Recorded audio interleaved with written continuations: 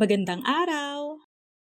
Ang ating devotion ngayon ay pinamagatang Focus Our Eyes on Jesus.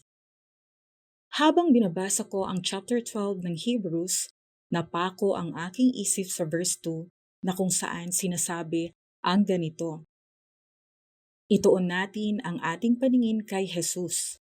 Sa Kanya nakasalalay ang ating pananampalataya mula simula hanggang katapusan. Dahil sa kagalakang naghihintay sa Kanya, hindi niya inalintana ang kahihiyan ng pagkamatay sa krus at siya ngayon nakaupo sa kanan ng trono ng Diyos. Kung tayo ay dumadaan sa matinding problema at pagsubok, maaaring natatanong natin ang ating sarili ng ganito: bakit ganoon ang nangyari? Ano ang naging pagkakamali ko?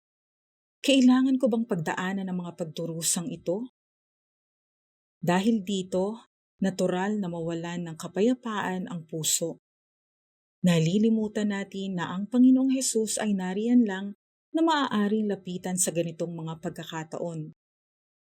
Muli kong binalikan ang verse na aking binasa. Ito pala ang dapat na maging tanong sa sarili.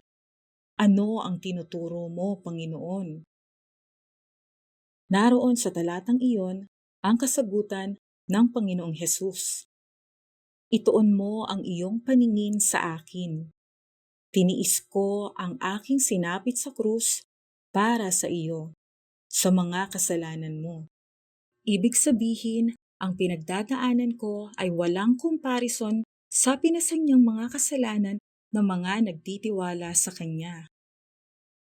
Tinuturuan niya tayo na hindi dapat maging inward-looking na puro pangsariling kapighatian ang iniisip at tinitingnan. Salamat sa Panginoon dahil sa talatang iyon.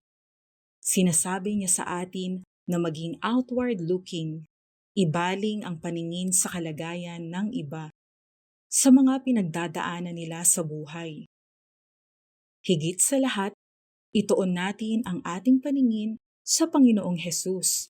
Hindi niya inisip ang kanyang sarili. Sa halip, inanyayahan niyang lumapit sa kanya ang mga napapagod na sa buhay upang mabigyan niya ng kapahingahan. At ultimately, nag-alay ng kanyang buhay para sa kanyang bayan. Ikaw, kaibigan, kanino nakatuon ang iyong paningin?